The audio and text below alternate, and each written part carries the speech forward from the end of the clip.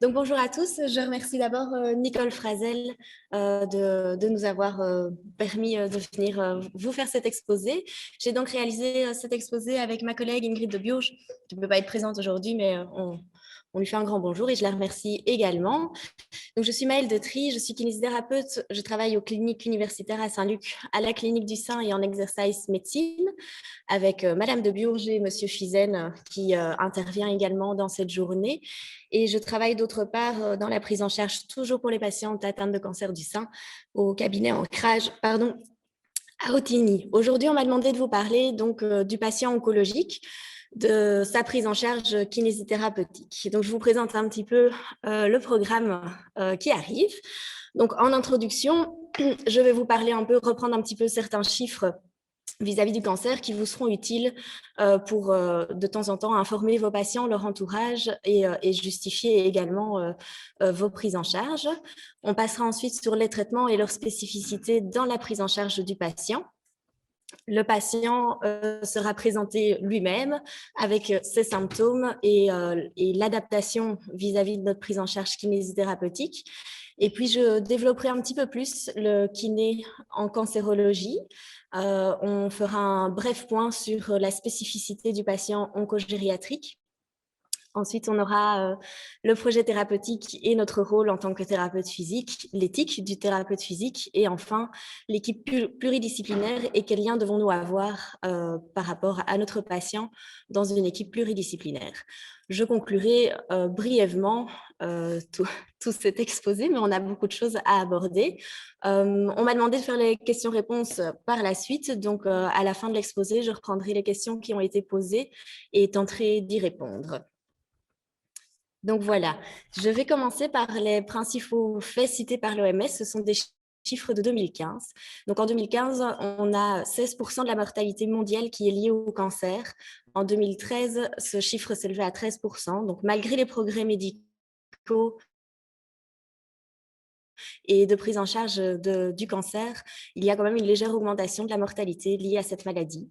Ce qui est important en tant que thérapeute physique pour justifier une grosse partie de notre prise en charge, c'est de savoir que 30% de ces décès par cancer sont liés à 5 principaux facteurs physiques qu'on a de comportement alimentaire, c'est-à-dire un indice élevé de masse corporelle, une faible consommation de fruits et de légumes, le manque d'exercice physique, le tabagisme et la consommation d'alcool. Tous ces effets secondaires peuvent, par prévention, être diminués. Notamment, 2 de ceux-ci peuvent simplement être interrompus par la pratique plus importante d'activité physique. Et c'est là qu'on a un rôle à jouer en termes de prévention. L'OMS a fait de nombreuses campagnes par rapport à l'intérêt de l'activité physique dans la prévention du cancer. Sur le graphique de droite, vous pouvez observer le taux d'incidence en bleu et la mortalité par type de cancer. Donc, en première ligne, nous avons le cancer du sein suivi du cancer de la prostate. Et les 3 cancers les plus courants n'ont pas forcément le taux de mortalité le plus élevé. On retrouve tout en bas le cancer du pancréas qui est encore compliqué à prendre en charge et à soigner et qui a heureusement un faible taux d'incidence, mais un taux de mortalité plutôt élevé. Un petit focus sur la Belgique avec des chiffres de 2014. Donc, en Belgique, en 2016, on a eu 68 000 nouveaux cas de cancer diagnostiqués, un homme sur 3 et une femme pour 4. Donc, les hommes sont un peu plus touchés que les femmes. Et un homme sur 3 et une femme sur 4 sont atteints de la maladie avant 75 ans, alors que l'espérance de vie à l'heure actuelle est de 81 ans. Donc, le cancer est quand même une maladie qui touche plutôt les personnes âgées. Le cas du cancer le plus courant pour les hommes, on peut le voir... Pardon, je me suis perdue. Je me suis perdue sur cette dia, je parle de la dia suivante, excusez-moi. Donc, sur cette dia en Belgique, je vais regarder le graphique, nous avons 16 600 cas de cancer pour l'homme et 13 000 chez la femme. Donc, comme je le disais, ça c'est juste, l'homme est plus touché par cette maladie que la femme. Je reprends en dessous les facteurs de risque pour les adultes qui sont en fait liés aux facteurs de risque qu'on a énoncés à la dia d'avant, c'est-à-dire le tabagisme et l'alcool. La consommation d'alcool par habitant est reprise également sur cette dia et en confondu hommes et femmes, on a 11 litres. Je ne vais pas faire de différence parce qu'on voit clairement que les hommes consomment un peu plus d'alcool que les femmes. Néanmoins, gardez en tête que ça reste allez, un impact important dans le développement du cancer. Et enfin, là où on joue un rôle important en termes de prévention, c'est par la pratique d'activité physique et donc même stimuler vos patients qui ne sont pas atteints d'un cancer à pratiquer une activité physique régulière, car on réduira vraiment un tiers des cancers en Belgique. Les chiffres phares de 2016. En 2016, on a 68 216 nouveaux cas diagnostiqués de cancer. Le cancer de la peau et non le mélanome a été exclu, ont été enregistrés en Belgique. Ça, c'est ce que je disais par la suite, je vais changer, je suis désolée. Donc, un homme sur 3 et une femme les cancers les plus courants sont repris dans le graphique ici en dessous. Donc, à gauche en bleu pour les hommes et à droite en bas pour les femmes. On a le cancer du sein en première ligne pour les femmes et le cancer de la prostate suivi du cancer du poumon et du cancer colorectal pour les hommes et les femmes confondus.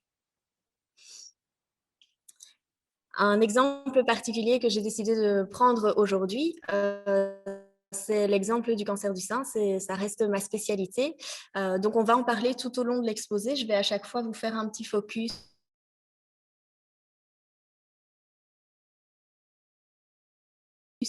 Autant dans la prise en charge du traitement, je développerai à chaque fois un petit peu plus cette pathologie-là. Donc, c'est le cancer le plus répandu chez la femme. On a 75% des cas de cancer du sein chez les femmes de plus de 50 ans, donc un quart quand même des femmes touchées par le cancer ont moins de 50 ans. C'est quand même un âge assez jeune pour cette maladie. Et on a un homme quand même pour 100 femmes touchées. C'est un cancer très, très féminisé parce qu'il atteint la féminité également, mais il ne faut pas oublier que certains hommes peuvent en souffrir. Dans les chiffres présentés ici, sur une survie de 5 ans, on constate 15% de décès. C'est donc un cancer qui se soigne quand même relativement bien, qui est bien pris en charge à l'heure actuelle, tant en termes de prévention qu'en termes de traitement et qu'en termes d'accompagnement tout au long des traitements de cette pathologie.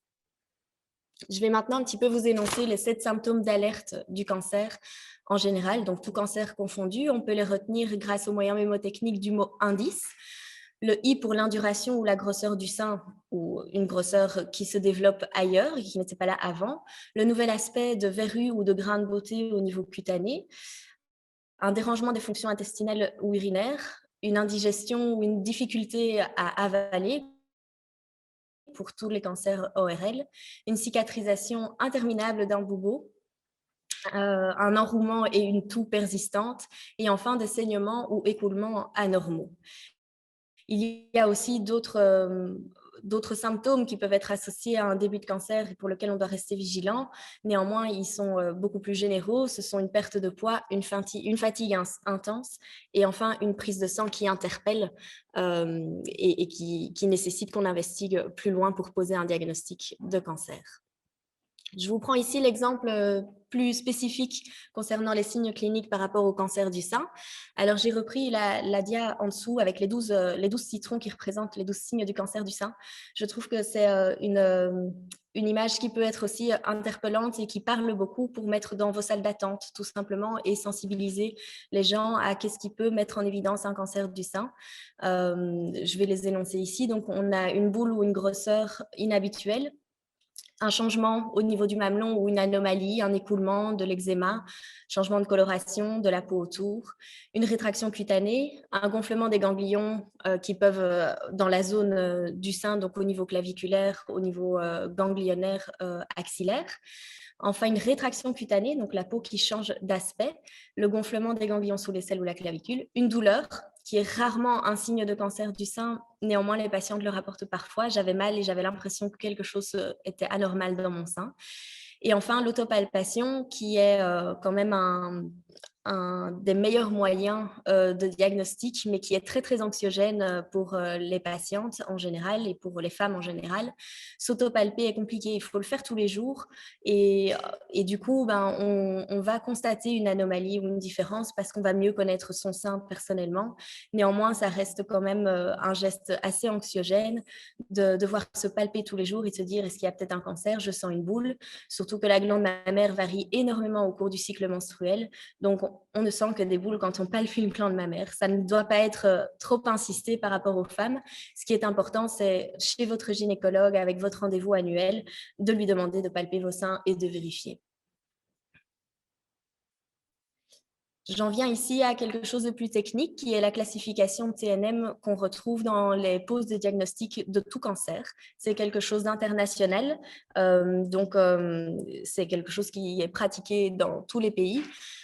Le T de cette classification représente la taille de la tumeur et donc son étendue. Plus une tumeur est importante, plus évidemment le cancer sera agressif. Donc la taille 0, c'est une absence de tumeur et quand on peut aller jusqu'à un T4 où la tumeur est volumineuse et étendue, voire multicentrique.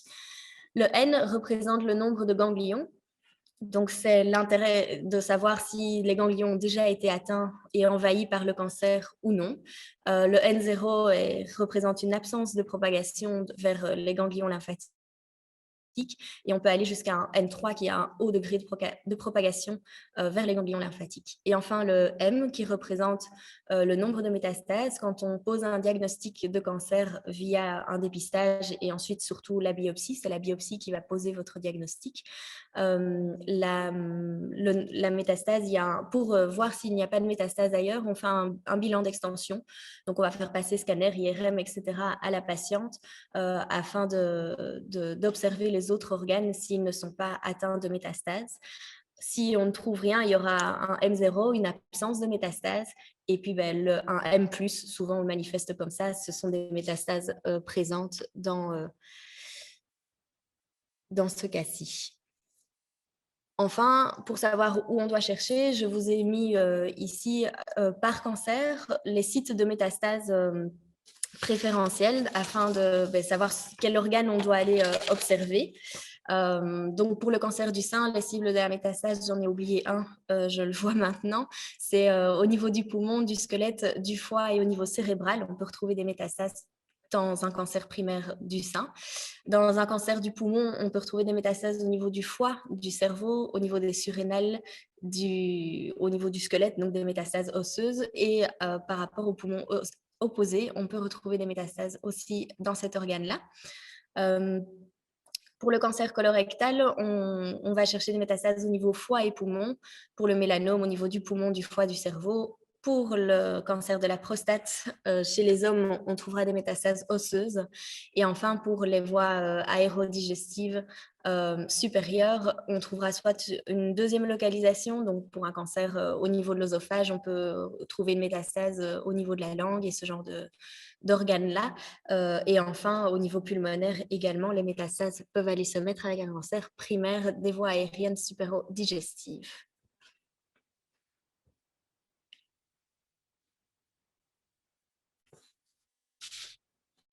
Pardon, j'ai été perturbée. Donc, sur cette dia, on constate, je crois que ça fait la 3e fois que je le dis, mais en communication, il faut dire 3 fois les choses pour les retenir, que les cancers les plus répandus sont le cancer de la prostate et du sein, pour l'homme respectivement et pour la femme, évidemment. On constate aussi sur cette dia qu'à 5 ans, ce sont des cancers qui ont quand même un beau taux de survie à 5 ans. Donc, ce sont des cancers qui sont quand même bien pris en charge et dont on arrive à soigner. On va passer maintenant au traitement et pour chaque traitement, je vais développer un petit peu plus l'aspect du cancer du sein et je vais également faire à chaque fois un petit clin d'œil pour leur spécificité dans la prise en charge kiné.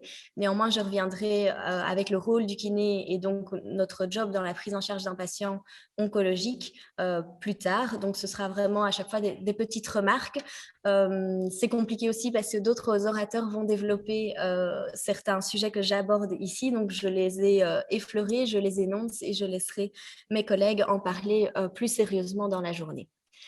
Donc, voici les 5 traitements qui sont utilisés dans un cancer en général. On a une chirurgie qui simplement va enlever la tumeur ou même la métastase. La chimiothérapie, qui est un traitement systémique, donc qui va agir sur l'ensemble du corps. La radiothérapie, qui est un traitement locorégional qui va agir, on va la projeter sur le lit tumoral.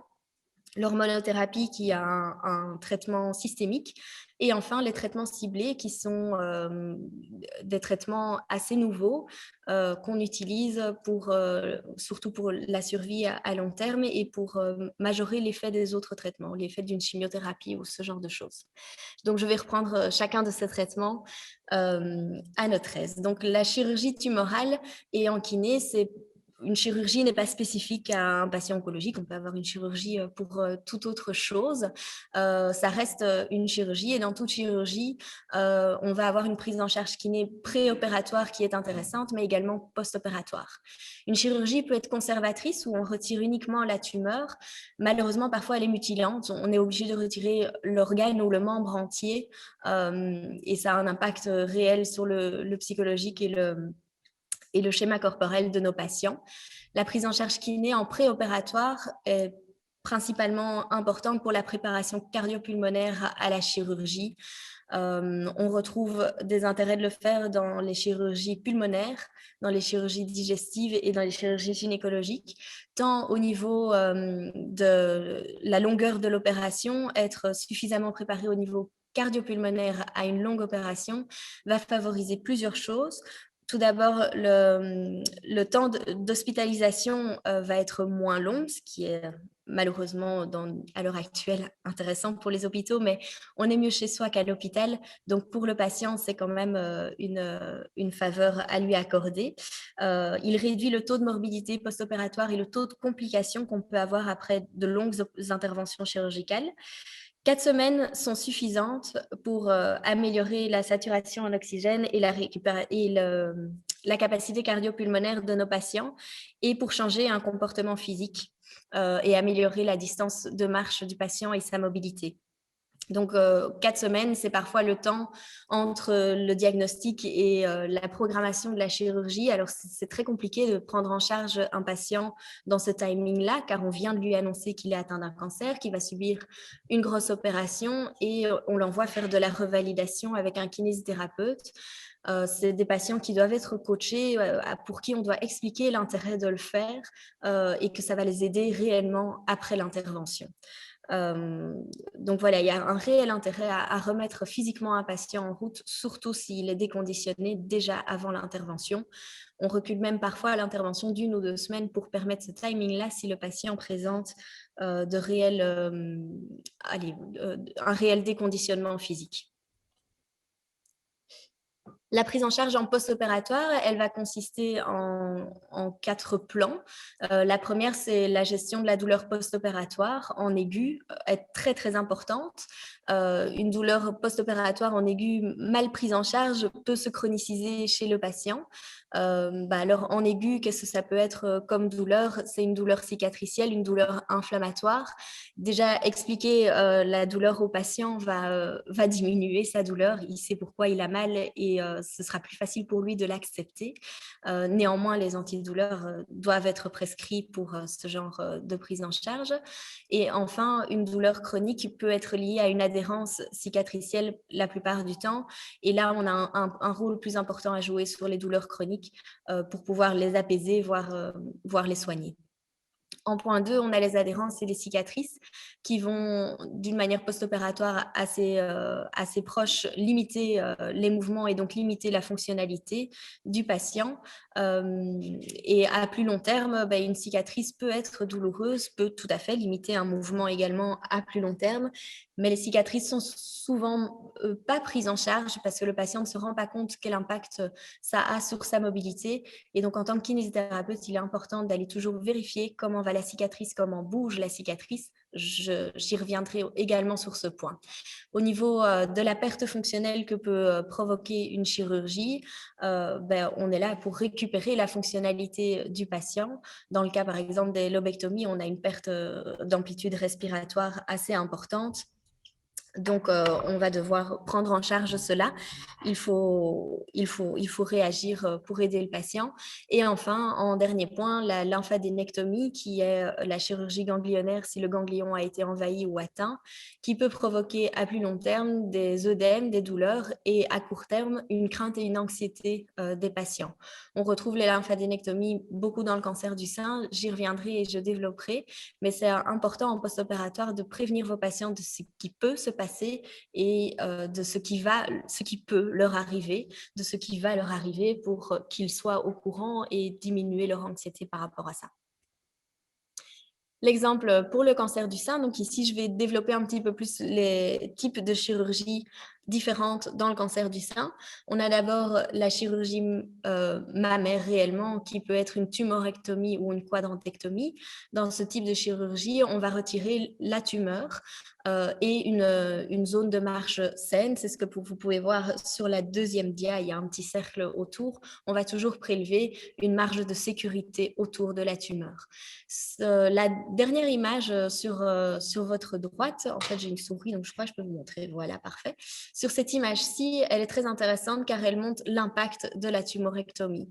La tumorectomie est souvent une opération, on m'a retiré que ma tumeur, je suis contente d'avoir gardé mon sein, et donc on minimise l'impact cicatriciel, mais la cicatrice de la tumorectomie, elle va en profondeur parfois dans le sein, et on peut retrouver des adhérences, voire des indurations en post-opératoire qui sont liées à une cicatrisation plus profonde et qu'il est important d'aller travailler pour diminuer les douleurs au niveau de la glande mammaire.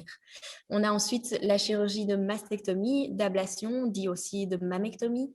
Ça, ces trois termes représentent la même chose. On est dans l'obligation de retirer l'entièreté de la glande mammaire, l'entièreté du sein, avec le mamelon y compris. Donc, on a une zone cicatricielle très importante tout le long du thorax et on a une prise en charge psychologique d'un deuil du membre, d'un deuil du sein à prendre en charge également en tant que kiné. Qu'est-ce qui nous oblige à faire une mastectomie ou une tumorectomie? Ça reste toujours une décision chirurgicale, évidemment. La tumorectomie ne peut pas être réalisée pour différentes raisons. La toute première, c'est parce que la tumeur, il y a plusieurs tumeurs dans le sein. Et donc, si on retire 3 tumeurs dans votre sein, il ne va plus rester grand-chose de glande mammaire. Et de plus, on doit à chaque fois prendre une marge. Et le fait qu'il y ait plusieurs tumeurs à plusieurs sites est signe d'un cancer agressif. Donc, par précaution, on va retirer l'entièreté de la glande mammaire. Ensuite, la deuxième chose, c'est dans les cancers inflammatoires. Pour les cas de cancer de tumeurs qui font plus de 5 cm, on va être également obligé de réaliser la mastectomie.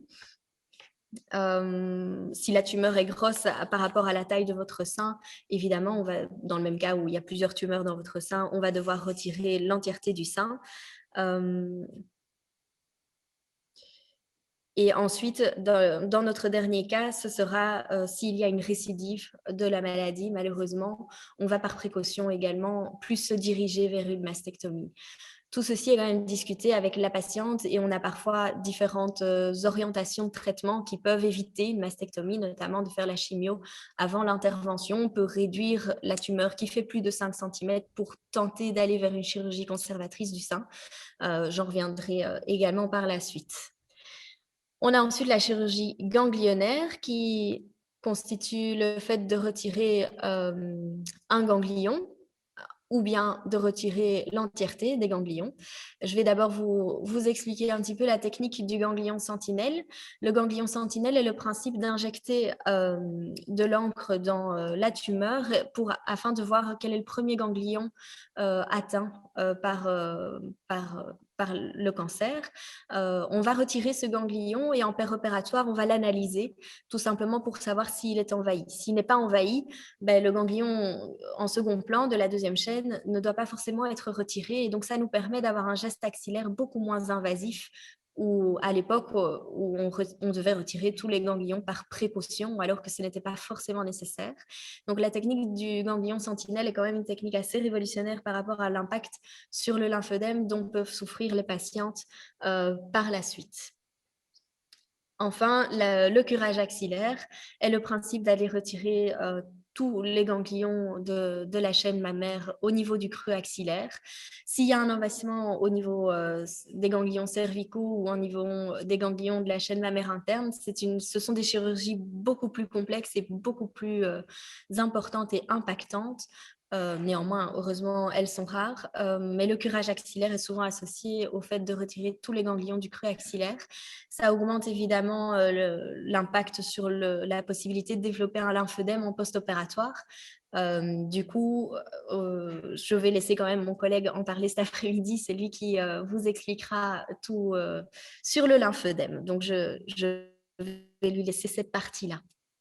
Les complications possibles après la chirurgie du cancer du sein, ce sont des douleurs liées à la cicatrice, liées à l'articulation de l'épaule, liées au côté inflammatoire du post-opératoire, une faiblesse du bras lui-même et d'un état général faible à la suite de l'anesthésie tout simplement, mais une faiblesse au niveau du membre supérieur peut être manifestée parce qu'il y a une inflammation qui se crée, on met un petit peu le bras au repos pendant 4 à 6 semaines, on le protège, les patientes ont peur de l'utiliser, on va d'ailleurs lutter contre ça en tant que thérapeute. Les raideurs articulaires ou musculaires qui peuvent se manifester, une douleur liée à un lymphocèle. Le lymphocèle, je vous explique brièvement, c'est différent du lymphodème. Le lymphocèle est une accumulation de liquide en post-opératoire presque immédiat mais proche au niveau du creux axillaire et de la cicatrice du sein.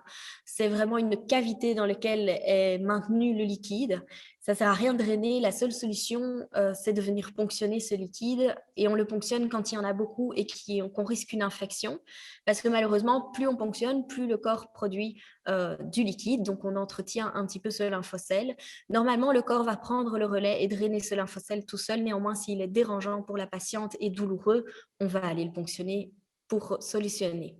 La paralysie nerveuse qui peut être liée à un nerf sectionné ou touché durant l'intervention, ou parfois aussi une paralysie nerveuse très aiguë en post-opératoire qui peut être liée simplement au positionnement du bras sur la table d'opération qui peut avoir créé une compression nerveuse.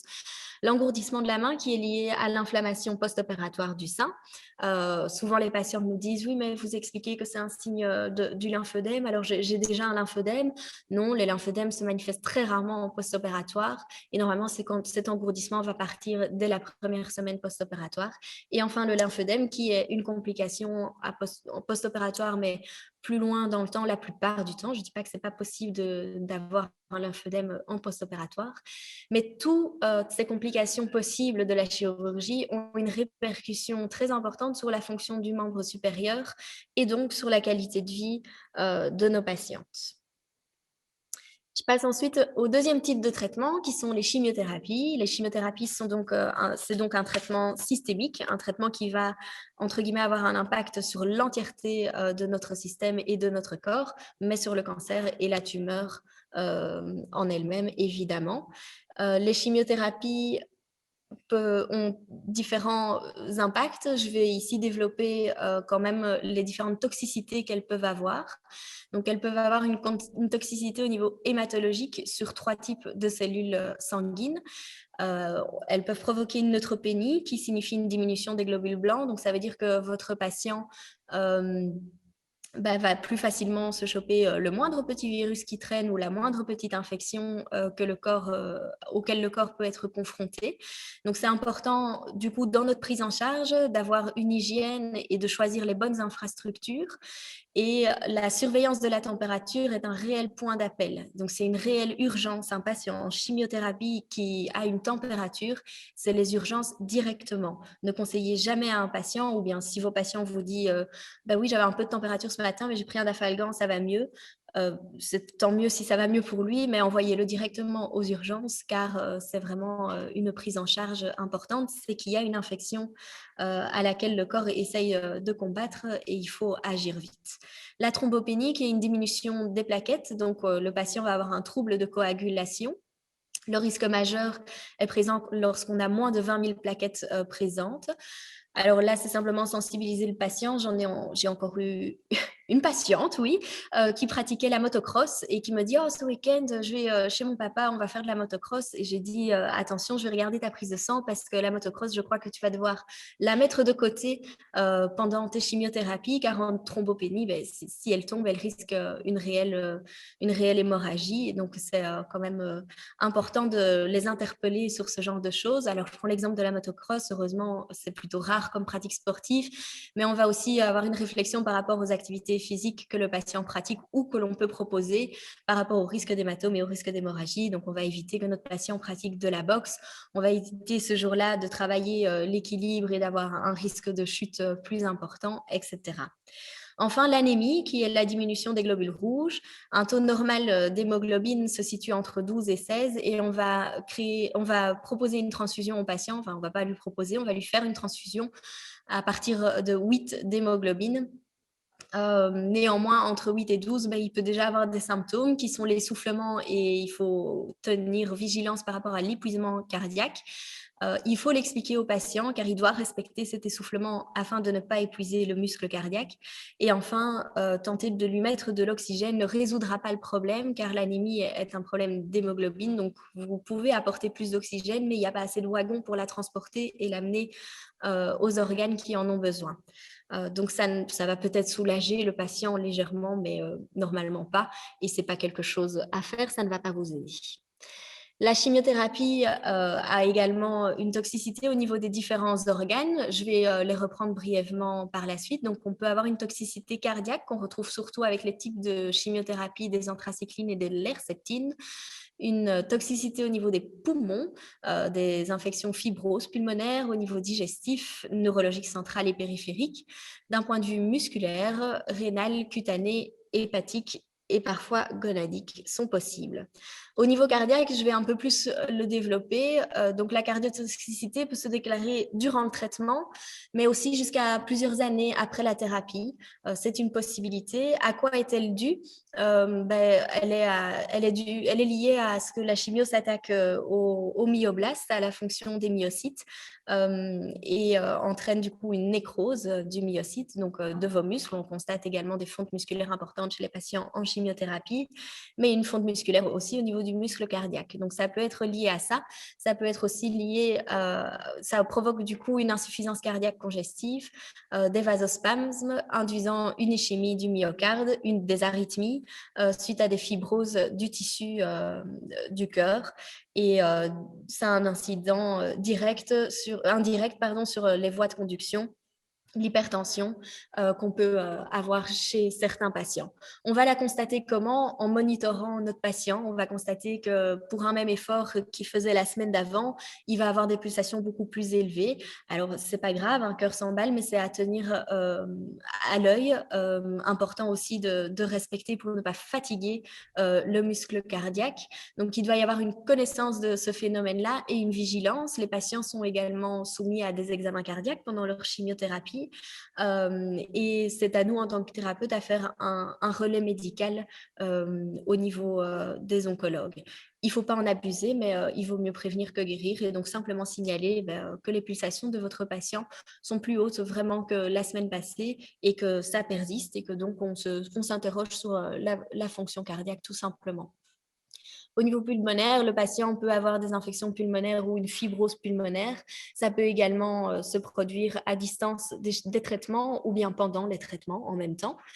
La chimiothérapie a également une toxicité neurologique qui est dose dépendante. Donc, plus on va donner de la chimiothérapie, plus le symptôme risque de s'accumuler. Donc, la toxicité neurologique est liée en fait à la dégradation des nerfs périphériques. Donc, on va avoir par exemple des polyneuropathies périphériques et il est important de tenir ça à l'œil et de le rapporter au corps médical. Les oncologues posent toujours la question la veille de la chimio: est-ce que vous savez encore boutonner vos chemises? Est-ce que vous sentez bien dans vos doigts? Est-ce que vous avez des symptômes de fourmillement?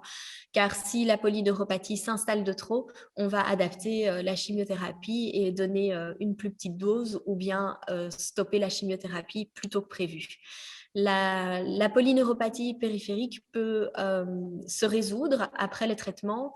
Malheureusement, elle peut aussi persister et c'est un symptôme que peut garder le patient à la suite de ces chimiothérapies. Donc, important d'y être vigilant. On peut aussi avoir une toxicité cutanéo-muqueuse, donc au niveau de la peau, une peau très très sèche. Et donc, il est important de prévenir son patient de bien hydrater sa peau durant ses chimiothérapies. Et au niveau des muqueuses, on peut avoir la présence de mucites. Les mucites, ce sont de multiples aftes qui se mettent au niveau de la bouche. Je vous ai mis au-dessus des images pour les mucites de grade 1, de grade 2, de grade 3 et de grade 4, avec chaque fois leurs symptômes rapportés. Le traitement des mucites est symptomatologique, donc on va essayer de réduire au maximum la douleur pour favoriser la nutrition du patient, parce qu'évidemment, un patient qui a plein d'aftes dans la bouche, vous vous imaginez bien qu'il ne peut plus manger tout ce qu'il veut. Et déjà en chimiothérapie, l'appétit est affecté. Donc avec une mucite, c'est encore plus compliqué de se nourrir, c'est un symptôme à surveiller.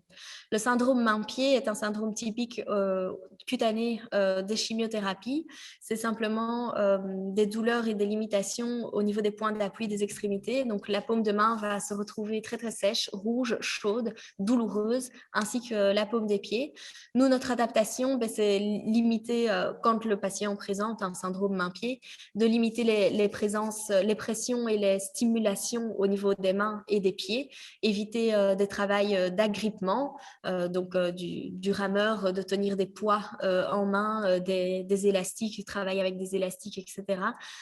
Éviter de travailler pieds nus parce qu'on va aggraver les douleurs liées au syndrome main-pied du patient. Enfin, les toxicités digestives vont se manifester en termes de nausées, voire de vomissements, précoces ou retardés par rapport à la délivrance de la chimiothérapie. Il faut faire attention à la déshydratation et à la perte de poids durant la chimiothérapie liée au fait qu'on ne mange pas beaucoup quand on a des nausées. Les diarrhées peuvent également être présentes ou de la constipation et de l'occlusion. Ça a un enjeu sur l'activité physique et sa prise en charge. Un patient nauséeux ou avec des diarrhées ne va pas être confortable dans la pratique d'activité physique. Maintenant, s'il souffre de constipation, c'est une motivation de lui dire le fait de bouger va vous soulager et vous aider de ce point de vue-là. Il faut rester vigilant, surtout par rapport aux personnes âgées ou aux personnes de poids faible et au risque d'abandon. Forcément, si je suis nauséeuse, je ne viens pas. Si je ne viens pas une semaine, si je ne viens pas 2 semaines, le patient risque d'annuler de manière rapprochée ces séances. Il faut essayer de tenir un lien avec lui. La toxicité rénale, hépatique ou gonadique sont possibles. Si elles sont présentes, on va adapter le traitement par rapport à ça. Et enfin, j'ai ajouté l'alopécie, qui est la perte de cheveux, qui est à tenir en compte dans nos prises en charge. Car perdre ses cheveux, c'est pas une chose facile, tant pour un homme que pour une femme, peut-être parfois plus dur pour une femme parce qu'il y a de la féminité derrière, mais c'est un tout un chacun de voir à quel point c'est difficile. Pour certaines patientes, elles vont passer au-dessus, elles vont passer par l'humour, elles vont passer par la dérision et l'accepter finalement. D'autres patientes vont le cacher et c'est à respecter de savoir ce que les patients souhaitent et à prendre en compte aussi si on fait des prises en charge en groupe. Ça peut être parfois vraiment porteur. Ici, de nouveau, ma spécialité, le cancer du sein. Donc, le schéma classique, on peut donner une chimiothérapie pour un cancer du sein, soit avant l'intervention chirurgicale ou bien après.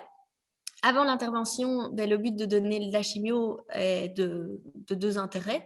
La première, c'est de faire diminuer la tumeur et on va donner une chimiothérapie si le cancer est fort agressif pour vraiment agir au niveau systémique et bloquer le risque de métastase.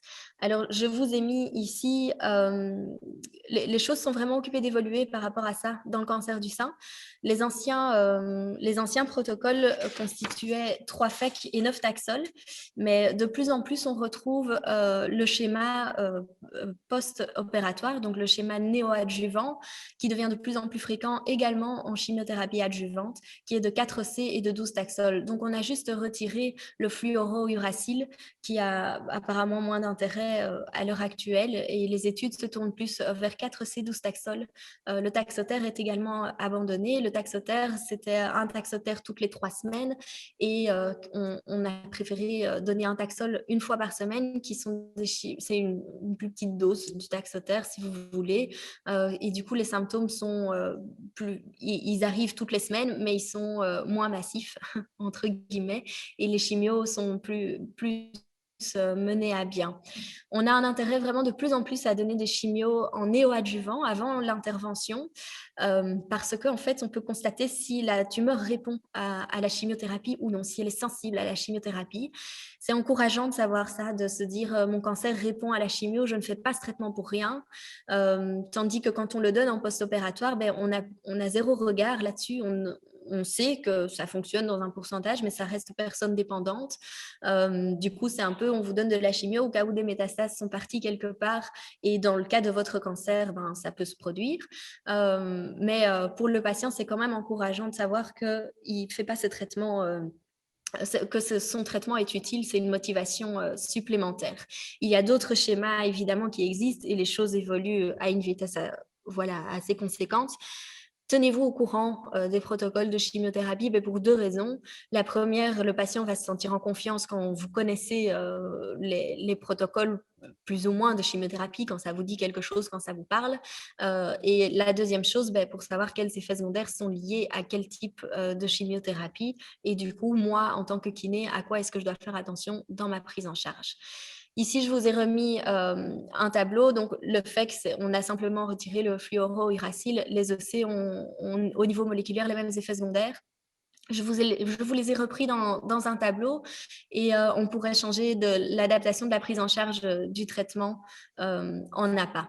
Donc, au niveau du fait qu'on a une sécheresse cutanée qui, par prévention, prévenez vos patients de bien hydrater leur peau et parfois même prenez le temps en séance de le faire quand c'est une séance plus compliquée pour le patient et qu'on ne sait pas faire grand-chose parce qu'il n'est pas bien aujourd'hui.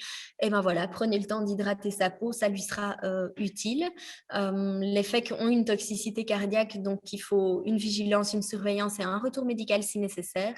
Et enfin, les EC, donc les anthracyclines, ont quand même un gros effet sur les nausées qui sont à respecter.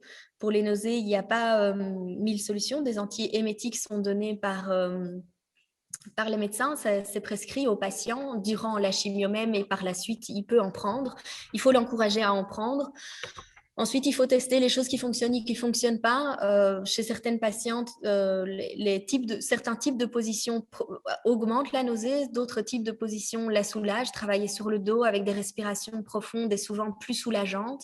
Maintenant, voilà, travailler à quatre pattes, faire des exercices à quatre pattes et des exercices de plus haute intensité cardiaque va souvent aggraver la nausée. Maintenant, c'est un essai-erreur à faire avec vos patients. Au point de vue du taxotère, on a la sécheresse cutanée, donc du taxol. On a la sécheresse cutanée qui est toujours présente. Donc, pendant 3 mois, veillez à hydrater la peau de vos patients et à leur proposer de le faire. Des allergies sont plus fréquentes avec les chimios de taxotère et de taxol. Les patientes sont donc souvent sous corticoïdes, sous cortisone. C'est important parce qu'en fait, elles sont boostées par la cortisone et donc les patientes ne sentent pas forcément la fatigue qui peut être liée. Ça reste à surveiller parce qu'elles risquent d'avoir le contre-coup par la suite si on exagère dans la pratique d'activité physique ou si elles exagèrent dans leur quotidien à faire plein de choses. Sous taxol, on a également des effets secondaires au point de vue myalgie et plutôt syndrome grippal. La patiente a des courbatures dans tous les sens, c'est bien soulagé par les antalgiques. Donc, dites à votre patiente de prendre un dafalgan quand les myalgies sont trop importantes. La polyneuropathie périphérique, j'en ai bien parlé. Il y a une adaptation de la chimio qui est faite si besoin. Donc, c'est vraiment un symptôme à tenir à l'œil. Et enfin, les œdèmes et la rétention liquidienne qui peuvent vraiment avoir un impact sur le côté, voilà, quand on se sent lourd, plein d'eau, c'est difficile de bouger, ça demande un effort surhumain et ça peut également limiter certaines amplitudes de mouvement. On passe enfin au traitement de radiothérapie, qui est un traitement locorégional. La radiothérapie va vraiment irradier le lit tumoral, là où se trouvait la tumeur. Elle est prescrite seule ou dans certains cancers en association avec d'autres traitements. Le patient se trouve donc en traitement de chimio-radio concomitante. Les irradiations sont curatives ou palliatives. Palliatives, on va les utiliser par exemple pour les douleurs créées par les métastases osseuses. Elles sont soulagées avec des irradiations. Les irradiations lors des métastases sont souvent faites en one shot, donc le patient a une séance de radiothérapie pour limiter les douleurs liées à ces méta-osseuses. l'utilisation des rayonnements à haute énergie est en fait capable de détruire les cellules cancéreuses, qui sont des cellules à développement rapide, et c'est ça que la projection de protons provoque avec la radiothérapie. Malheureusement, ça détruit aussi un petit peu les cellules saines qui sont autour. Et donc, on a pas mal d'effets secondaires liés à la radiothérapie. Je les reprendrai par la suite. Les différents schémas d'administration, donc je les redis, on a parfois chirurgie, radiothérapie qui sont efficaces pour éliminer les foyers microscopiques. Et on a chirurgie et radiothérapie séquentielle en alternance ou concomitante. La radiothérapie et la kiné, quel impact ça va avoir sur notre prise en charge? Donc, le patient qui est en radiothérapie, scientifiquement, c'est encore discuté, c'est pas vraiment démontré, mais les patients s'en plaignent beaucoup. Il y a une fatigue croissante. Alors, est-ce qu'elle est liée au temps et dose de traitement? C'est assez variable. Elle est parfois cumulée avec la chimiothérapie qui provoque déjà une fatigue chronique. Donc, le patient se trouve encore plus fatigué et on peut souffrir également de fatigue transitoire, de coups de pompe. La fatigue est un peu liée aussi au fait que le patient doit venir tous les jours faire ses rayons. Il y a une question de lassitude qui se crée et la fatigue, elle doit être respectée, mais elle est parfois soulagée aussi par la pratique d'activité physique ou par le fait de bouger. Donc, dites à vos patients, quand vous avez un coup de pompe, allez faire le tour du quartier et puis si c'est pas passé, alors oui, faites une sieste de 20 minutes, mais ne dormez pas toute la journée. Il faut vraiment parfois s'activer et ça relance la machine. Les brûlures, c'est évidemment le principal effet secondaire de la radiothérapie. Elles peuvent être importantes ou non. La brûlure est de manière scientifique nommée radiodermite. Donc, on va dans un premier temps constater plein de petits boutons, de petites gourmes sur le site où est délivrée la radiothérapie. Le patient va se plaindre de chatouillement et ensuite de réelles sensations de brûlure. C'est impressionnant parfois, ça peut vraiment faire très mal pour le patient. On va du coup, par prévention, proposer aux patients donc une peau bien hydratée, une peau non sèche, va être moins sujette aux brûlures durant les traitements de radiothérapie. Donc ça, c'est important de prévenir le patient s'il le sait, de préparer sa peau à la radiothérapie quelques semaines avant, parce que pendant les rayons, lors de la délivrance des rayons, on ne peut mettre aucun produit sur la peau avant ça. Donc, pas de crème, pas de déodorant sur la zone qui va être traitée. Néanmoins, après les rayons, c'est important de venir hydrater la peau pour la soigner et éviter que la brûlure s'aggrave. On peut également avoir des brûlures plus internes et donc une inflammation au niveau des organes qui se situe sous le site sur lequel on délivre la radiothérapie. Sur une zone irradiée et brûlée, on va éviter tout mouvement de friction sur la zone irradiée pendant les semaines qui suivent le traitement et en fonction évidemment de l'état cutané de notre patient. Je soulève ici un point un peu hors scientifique, c'est l'intérêt peut-être des patients, vous en avez déjà parlé, l'intérêt des coupeurs de feu. Un coupeur de feu sont des gens qui ont un don, ce n'est absolument pas prouvé scientifiquement. Néanmoins, on constate que les patientes qui font appel à des coupeurs de feu, moi personnellement dans la pratique, sont moins brûlés. Hasard des choses ou pas, un coupeur de feu ne vous demandera pas d'argent, ça s'appelle un arnaqueur, mais le coupeur de feu ne vous demandera pas d'argent et vous fera part de ses dons gratuitement. Quelque chose un peu de biscornu, mais moi je le souffle souvent à l'oreille de mes patientes. Elles le font pas, elles font comme elles le souhaitent, mais c'est quelque chose à avoir en poche, je trouve personnellement. Le patient ORL est un peu plus spécifique par rapport à la radiothérapie. Donc déjà, la première image vous montre dans quelle position se trouve le patient lors de la délivrance des rayons. Il a un réel casque, camisole sur la tête. C'est très compliqué à supporter. Des exercices proposés de l'hypnose, des exercices de relaxation pour mieux supporter les rayons pour les patients ORL. C'est quelque chose à proposer à vos patients. Les rayons vont provoquer comme effet secondaire une diminution de la salivation, donc la bouche sèche, une irritation des muqueuses. Vous voyez ici, voilà, au niveau de la bouche, au niveau du tube digestif, du tube respiratoire. Du coup, ça entraîne des difficultés à la déglutition, donc il faut rester vigilant à la bonne nutrition de votre patient. Les trachéotomies et le risque de bouchons muqueux sont à garder à l'œil. Et enfin, tout l'enraidissement de la ceinture scapulaire, l'aspect cartonné de la peau et la sensation du patient de se retrouver dans un carcan. Ça, c'est nous, en tant que thérapeute, à distance de la radiothérapie, où on va devoir travailler au niveau cutané, au niveau fasciathérapie. C'est très intéressant de venir assouplir les tissus qui ont été atteints par la radiothérapie.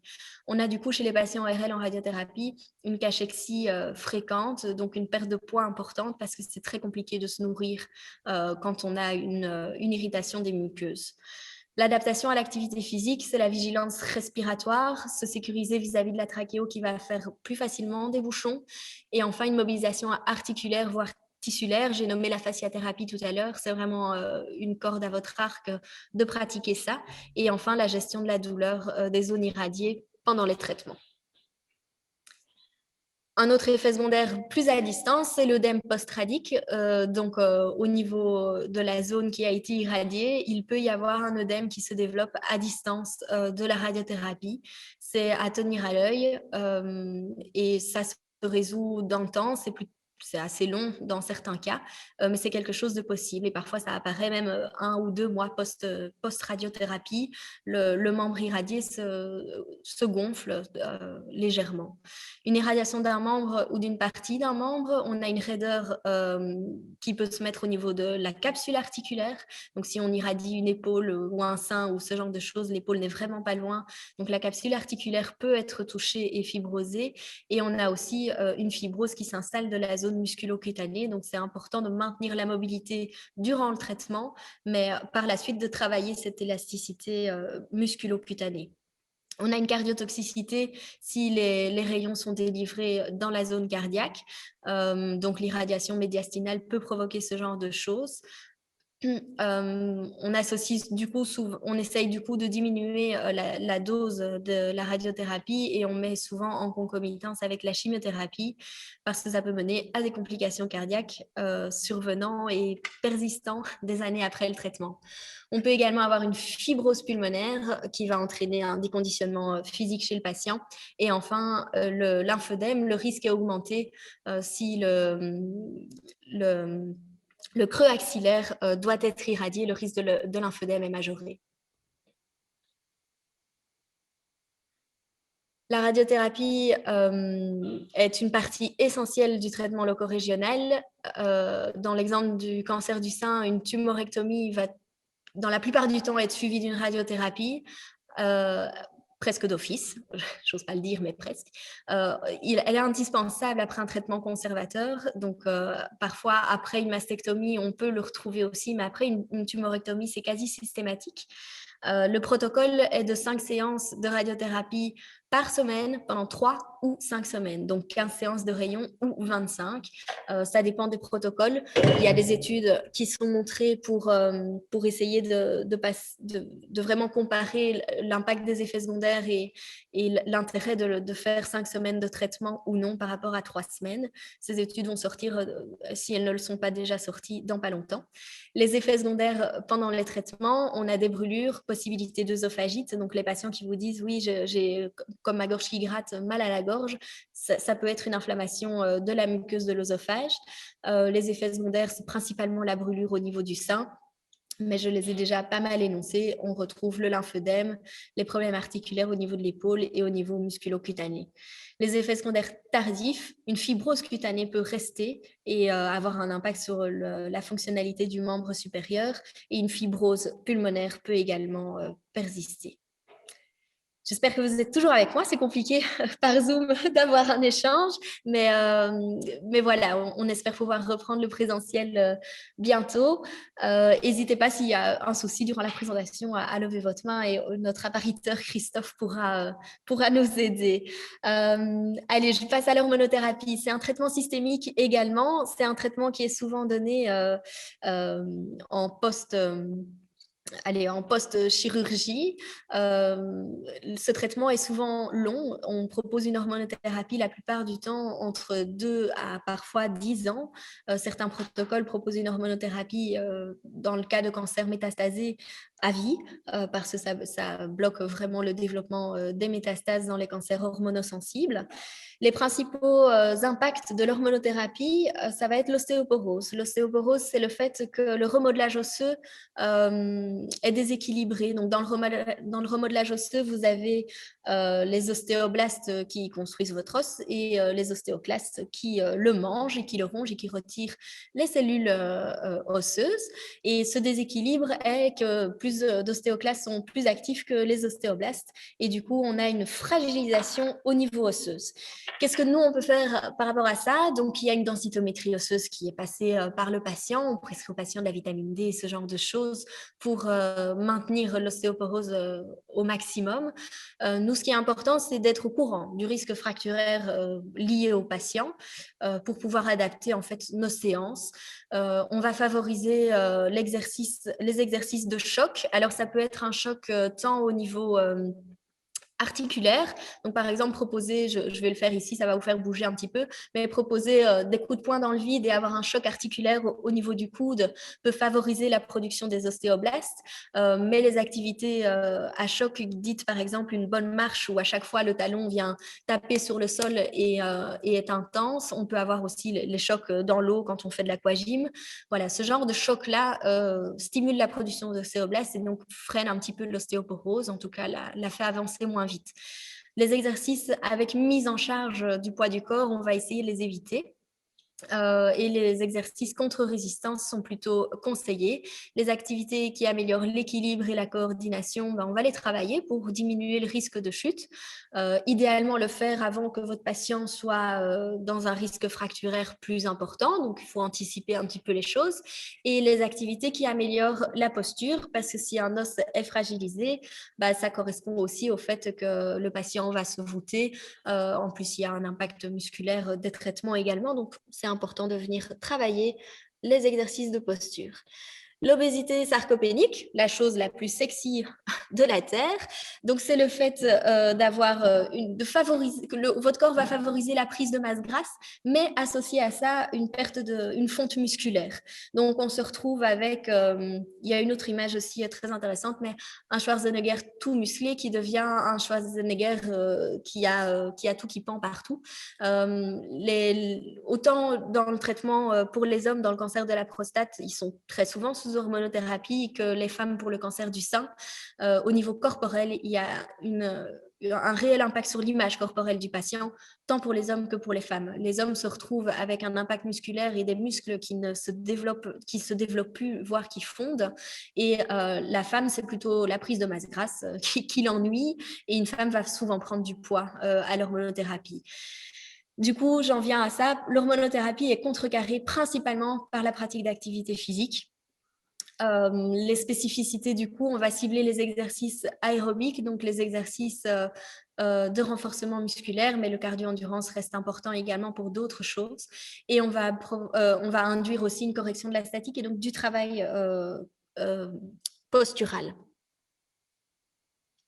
Le dernier gros effet secondaire de l'hormonothérapie, il y en a d'autres encore et je vous ferai la liste complète après. L'arthralgie, donc ce sont des douleurs articulaires. Les patients se plaignent principalement d'un dérouillage matinal.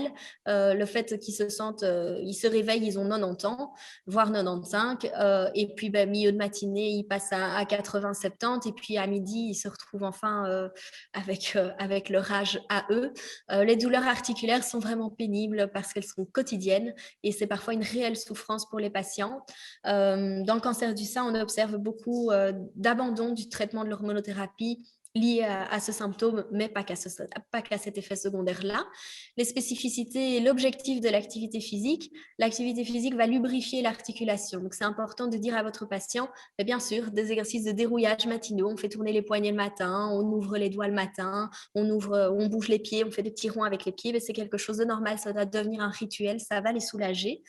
L'aquagym est le sport dans l'eau est en fait vraiment salvateur pour les douleurs articulaires. Les patients qui en souffrent beaucoup, si elles font de l'aquagym ou même de la natation 2-3 fois par semaine, elles vont vraiment être soulagées car le sport est pratiqué en décharge du poids du corps. Et bouger dans l'eau, c'est quand même beaucoup plus facile et agréable pour les articulations que de bouger en dehors de l'eau.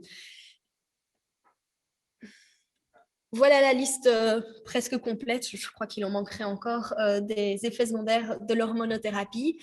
On constate une perte de libido et de l'intérêt sexuel autant chez la femme que chez l'homme.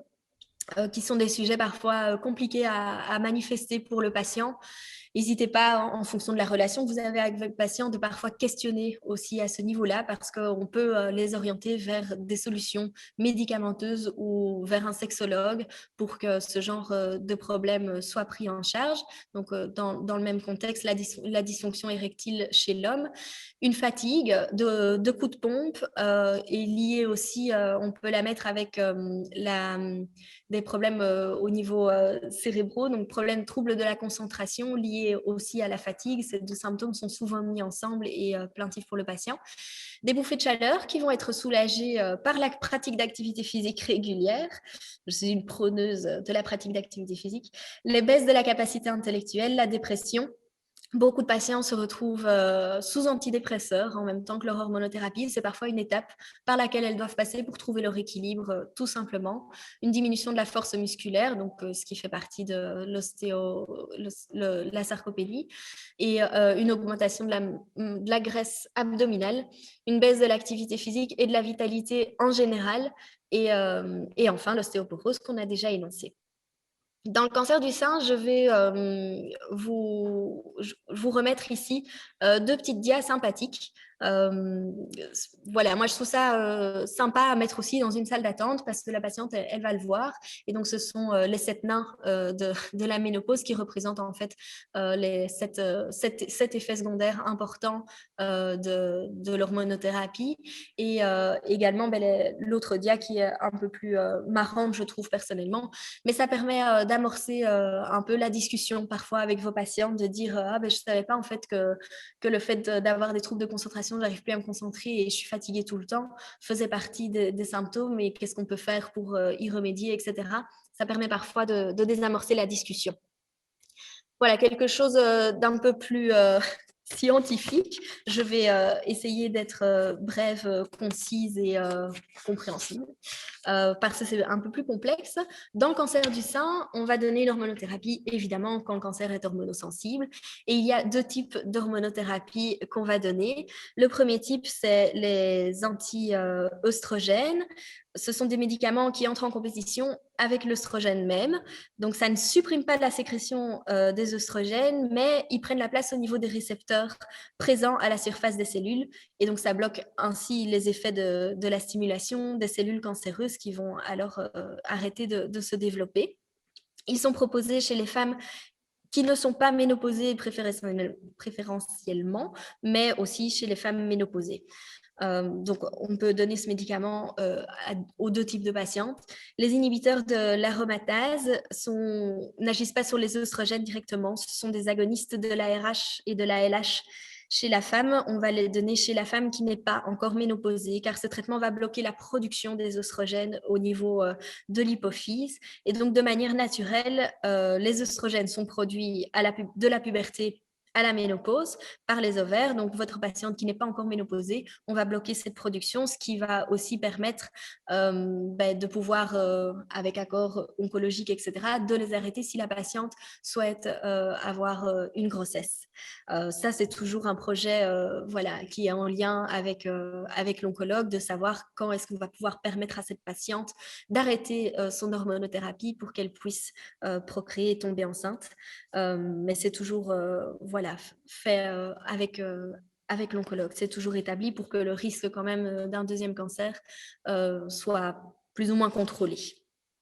Donc ça, c'est les deux types d'hormonothérapie et je vous ai mis en fait les effets secondaires liés aux anti-œstrogènes, donc qui sont le nom du médicament le plus courant, c'est le Nolvadex, qui peut avoir comme effet secondaire une hyperplasie de l'endomètre, donc ça c'est à surveiller avec des contrôles gynécologiques, des nausées, des bouffées de chaleur et des complications thromboemboliques, plus les effets secondaires que j'ai énoncés avant de l'hormonothérapie. Et les inhibiteurs de l'aromatase, leurs effets secondaires un peu plus liés, ce sont des bouffées de chaleur, des nausées, moins de risque thrombolytique qu'avec les anti-œstrogènes, une arthralgie de dérouillage importante et l'ostéoporose. Les inhibiteurs de l'aromatase, c'est les médicaments de Femara, Arimidex, Aromazin. Ce sont les trois les plus connus. Une hormonothérapie est toujours choisie par l'oncologue et quand les effets secondaires sont parfois trop intenses pour la patiente, c'est pour ça qu'il y a toujours une solution de changer de molécule pour essayer de diminuer cet effet secondaire-là. Donc, à retourner, voilà, si votre patiente vous dit « moi, en fait, j'en peux plus, j'ai vraiment mal aux articulations, c'est impossible que je continue à prendre ce médicament pendant 5 à 10 ans », à ce moment-là, renvoyez-la vers les oncologues en disant il faut toujours peser un petit peu dans votre balance. Ma qualité de vie est trop affectée par mon traitement et par ce que je gagne de chance à ne pas faire de récidive en prenant ce traitement. Ça doit toujours être mis en relation avec la qualité de vie qui est affectée. Et donc, parfois, les patientes, on change la molécule, on change le dosage. Il y a quand même plusieurs solutions. Un grand tableau qui, par rapport au cancer du sein, reprend un petit peu les effets secondaires des différents traitements que je vous ai expliqués. Je ne vais pas m'éterniser là-dessus, mais peut-être prenez vite une photo, comme ça, vous l'avez dans votre poche, sur votre tableau, vous l'avez en tête quand vous prenez en charge vos patients. Enfin, les traitements ciblés, qui est comme l'hormonothérapie que je viens d'expliquer, je m'excuse du coup, un peu plus technique au niveau scientifique aussi. Donc, le traitement ciblé, c'est un recours à un médicament pour cibler des molécules bien spécifiques, comme des protéines qui sont présentes à la surface ou à l'intérieur des cellules cancéreuses. Je vais vous mettre cette dia-là, comme ça, vous pouvez un petit peu plus suivre. Le traitement ciblé est aussi appelé ciblage moléculaire, donc comme ça vous faites des liens et vous comprenez ce que ça peut être. On l'administre dans trois raisons. De un, ralentir la croissance du cancer. Deuxième chose, détruire les cellules cancéreuses qui peuvent éventuellement rester et soulager les symptômes qui sont causés par le cancer lui-même. Il existe différents types de médicaments ciblés et chacun agit différemment selon la molécule, le gène ou la protéine que le médicament cible. Les thérapies ciblées visent les gènes ou les protéines qui contribuent à la croissance et au développement du cancer. Donc, ça va bloquer des mécanismes spécifiques aux cellules cancéreuses. Les inconvénients, leur utilisation doit être prolongée dans le temps pour maintenir leur effet. Donc, c'est un traitement qui va souvent durer 1 an, voire plus. Dans le cancer du sein, en tout cas, c'est souvent 1 an sous Herceptine. J'en reviendrai. Il y a une classification en fonction de leur composition. 2 types, les anticorps monoclonaux qui sont administrés par voie intraveineuse. Ils se lient à des protéines ou à des gènes présents à la surface de la cellule. Comme ils sont gros, ils n'entrent pas facilement dans la cellule et donc on peut les reconnaître par leur suffixe en MAB, qui est le trastuzumab, qui est une molécule du nom déposé du médicament de l'Herceptine, très présent dans le cancer du sein. Ensuite, la deuxième classification, c'est les traitements ciblés à base de petites molécules. Les petites molécules sont des médicaments qui font partie de nombreux autres types de médicaments ciblés qui ne sont pas des anticorps monoclonaux forcément. Ces médicaments sont composés de molécules qui sont plus petites que les anticorps. Ils entrent donc facilement dans la cellule, ils se lient à la protéine qui se trouve à l'intérieur des cellules et qui bloque en fait la multiplication cellulaire des cellules cancéreuses. Ces médicaments à petites molécules sont souvent administrés, souvent des chimios administrés par voie orale et qui se finissent par le suffixe IP, comme l'imatinib, que l'on peut retrouver. Je regarde un petit peu mon timing aussi pour pas trop rentrer dans les détails. Donc ici, vous avez le schéma en dessous. D'ailleurs, il est mal mis, il gâche un peu ma phrase, mais c'est pas grave. Donc, vous avez une cellule normale dans le cas du cancer du sein, je reviens, et une cellule cancéreuse qui surexprime l'HER2, qui est un facteur en fait de multiplication cellulaire. Donc, lors du diagnostic du cancer du sein, on fait la biopsie et s'il y a eu l'intervention chirurgicale, on va analyser la tumeur et on va tout simplement en fait essayer d'analyser la membrane des cellules cancéreuses pour voir si elles expriment cet HER2. Si elles l'expriment, on va prescrire le trastuzumab, l'Herceptine, qui va venir bloquer ces récepteurs et donc bloquer la multiplication cellulaire des cellules cancéreuses qui pourraient éventuellement rester. Ici, je vous ai fait, par rapport au cancer du sein toujours, un tableau récapitulatif que je vais reprendre. Donc, lors du diagnostic, qui oriente la décision des traitements, C'est assez intéressant pour vous parce que du coup, vous pouvez un petit peu prédire plus ou moins ce que la patiente va recevoir. Alors, pas pour lui dire, parce que vous n'êtes pas habilité à le faire en tant que kinésithérapeute, c'est l'oncologue qui doit lui annoncer tout ça, mais du coup, vous pouvez un petit peu anticiper vos discours de prévention. Donc, au niveau de la taille, plus la taille de la tumeur est petite, mieux c'est évidemment, et donc on va éviter la chimio si la taille est de petite taille. L'atteinte ganglionnaire est prise en compte, et enfin on a 4 facteurs, les récepteurs ER et PR qui sont des récepteurs à l'œstrogène et à la progestérone. Donc ça, c'est simplement pour savoir si le cancer est hormonosensible et va répondre au traitement de l'hormonothérapie. La surexpression du HER2 que je viens de vous expliquer, qui va déterminer si la patiente doit recevoir ou non un traitement ciblé. Le grade du KI67, le KI67, c'est un facteur de prolifération cellulaire. Il est exprimé en pourcentage. Plus le pourcentage est élevé, plus la cellule se multiplie rapidement. Et donc, c'est évidemment, si le KI67 est supérieur à 30%, on va d'office prescrire de la chimio chez cette patiente. Et ensuite, la perméation lymphatique. Donc, si le cancer a atteint déjà quelques ganglions, même un seul, on va également prescrire une chimiothérapie. Donc, un seul facteur présent de la dernière colonne dans l'établissement du diagnostic va déterminer si la patiente va recevoir de la chimiothérapie ou non. Le patient, ses symptômes et leur prise en charge.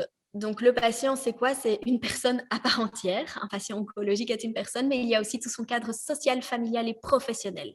Quand un diagnostic de cancer tombe, c'est une bombe dans la vie du patient. Le cancer peut avoir une atteinte locale ou disséminée. Cette bombe va être plus grande, évidemment, si le cancer est agressif et avancé. Le patient va subir une chirurgie mutilante ou conservatrice. Il y aura des réactions différentes, mais un patient reste un patient atteint d'un cancer, même si c'est un cancer pas grave, moins grave, ce n'est pas à minimiser parce que pour le patient, c'est un réel un réel ouragan qui passe dans sa vie. Donc, il y a un vécu psychologique à tenir en compte. Et il y a aussi un énorme questionnement sur à quoi sert la vie, qu'est-ce que je viens faire sur Terre, l'incertitude sur aujourd'hui et demain, et le questionnement sur quel type de vie est-ce que j'ai mené jusqu'à tomber malade. Et du coup, je crois que le patient, en fait, se rend compte qu'on est mortel. Merci. On m'apporte de quoi m'abreuver. Les conséquences du cancer, une conséquence directe. Dès l'annonce du diagnostic, on va voir apparaître une diminution significative du niveau et de la pratique d'activité physique chez le patient. Le patient n'était pas malade, on lui annonce qu'il est malade et les traitements vont le rendre malade.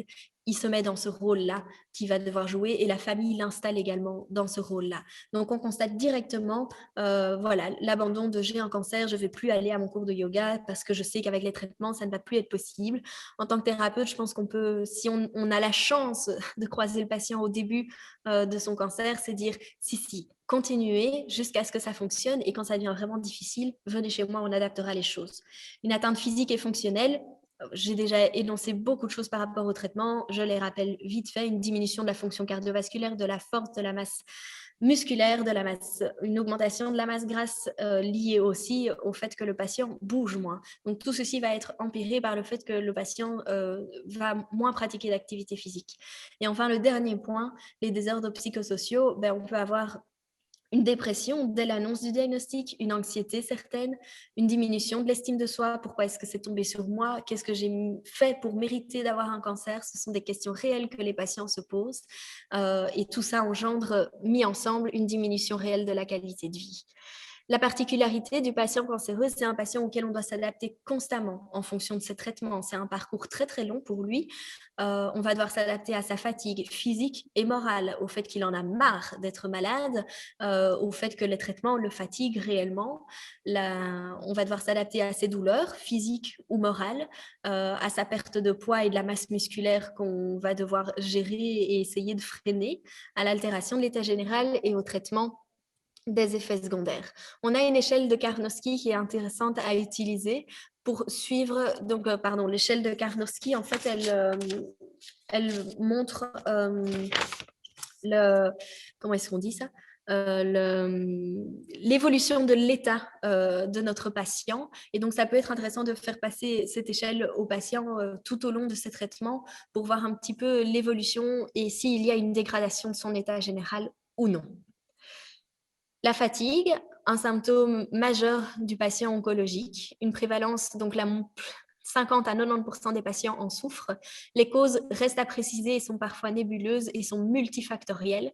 Ce qu'on constate, c'est que les fatigues peuvent être différentes, aiguës. La fatigue aiguë va être soulagée par le fait de dormir.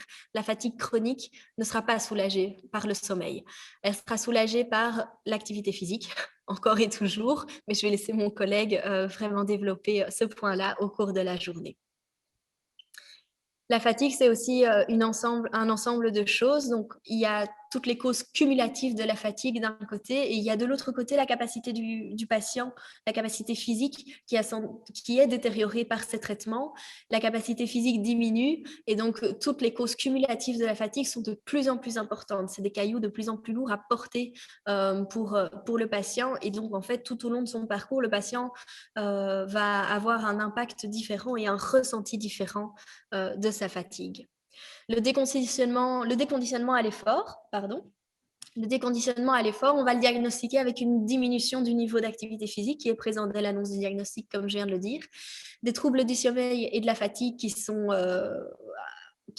induits par les traitements et leurs effets secondaires, le fait que le patient bouge moins et les détresses psychologiques qui peuvent se mettre là-dessus, donc un état de dépression va favoriser un déconditionnement à l'effort. Donc, on va déjà devoir, nous, en tant que kinésithérapeute, lutter contre ces choses-là pour éviter que le patient se déconditionne au niveau musculaire, parce que ça aura un impact sur sa qualité de vie, mais également sur l'estime de soi et le sentiment un petit peu de désespoir, je ne vais jamais m'en sortir, va être augmenté.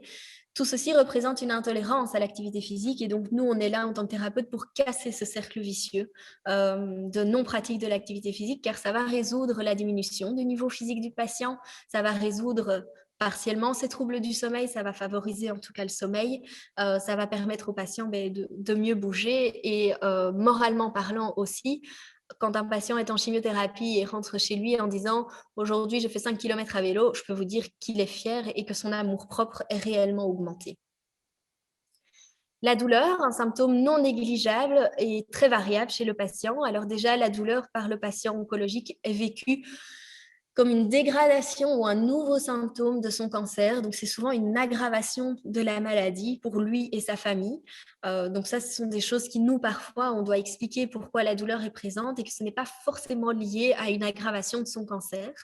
Il y a un intérêt à instaurer un carnet de suivi parce que parfois, le patient, tout au long de son parcours, et même vous, on se perd par rapport à ces douleurs. Au début, il nous disait qu'il avait mal ici et puis il nous dit ben, « j'ai mal là en plus ». Ah mais oui, mais regarde, il y a une semaine, tu avais mal là, ça tu ne t'en plains plus, c'est résolu. Ça permet de remettre parfois l'église au milieu du village et également, ça nous permet, nous, d'avoir des petites des red flags, comme on appelle ça, qui sautent aux yeux quand un patient se plaint de douleurs au niveau osseux. On doit penser aux métastases osseuses qui peuvent se développer. Quand un patient se plaint d'essoufflement, on doit penser à une métastase pulmonaire. Pas d'emblée, il ne faut pas être alarmiste, mais il faut être prudent. L'exercice physique et la douleur, déjà, il faut connaître l'origine de la douleur. Parfois, l'exercice physique va soulager cette douleur. L'évaluation est utile, savoir où le patient a mal, comment il a mal, pour pouvoir adapter sa prise en charge. Et les principes de l'antalgie, les antidouleurs doivent être utilisés par le patient, mais c'est important aussi que sa douleur ait quand même un système d'alarme du corps. Donc, il faut jongler avec ça pour voir si le patient prend des antidouleurs avant vos séances de kiné pour que la séance ne soit pas trop douloureuse, ou bien si c'est intéressant justement d'avoir à l'œil les limites de notre patient et d'avoir la douleur qui se manifeste durant la séance pour pouvoir adapter notre prise en charge. La douleur psychique, l'image corporelle qui a altéré l'anxiété et le stress du patient, la difficulté respiratoire qui accentue l'anxiété, et un effondrement du rythme de vie et des relations aussi sont à tenir en compte pour nous, pour pouvoir apporter parfois des solutions à nos patients. Un patient qui nous dit par exemple, ben voilà, moi avec mes enfants, en fait, je m'en sors plus, il me coûte une énergie que je n'ai plus. Ben voilà, c'est dire, c'est normal, ce n'est pas de votre faute, vous n'abandonnez pas vos enfants en prenant de l'aide, en demandant de l'aide de l'extérieur. Et donc, c'est quelque chose qu'on doit pouvoir donner comme conseil à nos patients. La vigilance particulière durant nos séances de thérapie. Alors, si vous pratiquez l'exercice en groupe, ben, c'est avoir une surveillance de tous les patients en même temps. Veiller à savoir gérer ce genre de choses. Dans une prise en charge du patient, dans la prise en charge du patient oncologique en général, ben, on va voilà, avoir un bilan et un questionnement régulier. On est sans cesse occupé d'adapter le traitement et on va avoir un respect du good day by day, bad day, pardon. Le patient va arriver et nous dire aujourd'hui je me sens en forme, on va profiter pour faire des choses plus intenses, tant au niveau du traitement, une mobilité d'épaule à récupérer. Si le patient vous dit aujourd'hui il n'y a rien qui va et qui s'effondre devant vous, essayez de faire une séance un peu moins douloureuse, histoire qu'elle soit mieux vécue par la patiente. Néanmoins, voilà, il faut jongler avec tout ça. On a, nous, une prise en charge préventive, correctrice et éducative très, très importante, tant au niveau du patient que de sa famille. Et enfin, l'aspect psychologique qui est non négligeable. Il faut entourer le patient et pouvoir lui fournir ce dont il a besoin. Donc voilà, le renvoyer vers une psychologue, le renvoyer vers un travail énergétique, de la relaxation, de l'hypnose, quelque chose qui lui parle. Le kiné en cancérologie, donc quel va être notre job? Donc la kiné respiratoire pour traiter les symptômes de dyspnée, d'encombrement bronchique et les difficultés par rapport au désencombrement. Qu'est-ce qu'on peut faire? Rassurer, expliquer à notre patient pourquoi est-ce qu'il a ces symptômes et qu'est-ce qu'il faut faire pour le désencombrer, qu'est-ce que nous, on va faire pour le désencombrer, surveiller les signes de détresse respiratoire et sensibiliser les proches à ces signes de détresse. À partir de quand est-ce que le patient et sa famille doivent s'inquiéter et doivent venir voir l'oncologue ou venir aux urgences. Et enfin, ben, les traitements kinés classiques, c'est la mise à disposition de l'aérosol, l'oxygénothérapie, donc pouvoir gérer le patient qui désature et l'oxygénothérapie en temps normal et durant l'exercice. On va avoir des pratiques de désencombrement pour les patients atteints de cancer pulmonaire, une aspiration endotrachéale ou même normale, et la gestion de la trachéotomie. Je ne vais pas m'étendre sur le sujet, mais ça fait partie de nos prises en charge, surtout dans les cancers pulmonaires. La kinémotrice, qui pour moi est la chose la plus la chose prépondérante dans nos prises en charge. On va agir sur les altérations de l'état général, mais selon l'âge du patient. On va avoir des projets de vie différents. On ne va pas faire les mêmes techniques de kiné de mobilisation avec un patient qui a 85 ans et son cancer très avancé en soins palliatifs qu'avec un patient qui est jeune, qui a des enfants. On ne va pas avoir les mêmes objectifs de traitement. Ça va dépendre pas que de l'âge, mais du projet de vie du patient et de ce que lui a envie à maintenir comme objectif. C'est important de déterminer ça avec vos patients. L'altération de l'état général, ben, le patient cancéreux bouge moins d'emblée, il y a une fatigue qui s'installe, la fragilité générale qui augmente et donc on a souvent associé à ça une augmentation du risque de chute et d'infection. Donc on va favoriser aussi le travail de l'équilibre pour diminuer cette augmentation du risque de chute. La kiné de confort qui va être utilisée quand le patient est dans un bad day ou en cas de soins palliatifs du patient. Néanmoins, ce n'est pas toujours ce que le patient désire. Le massage peut être utilisé. Il faut faire attention de ne pas le faire sur la tumeur et par rapport au risque de macération, ben voilà, utiliser les bons produits, ne pas mettre la crème sur une zone qui macère déjà. Il y a des produits asséchants que vous pouvez utiliser aussi. On ne masse pas une tumeur, on ne masse pas s'il y a des métastases et que le patient est dans un projet de soins curatifs.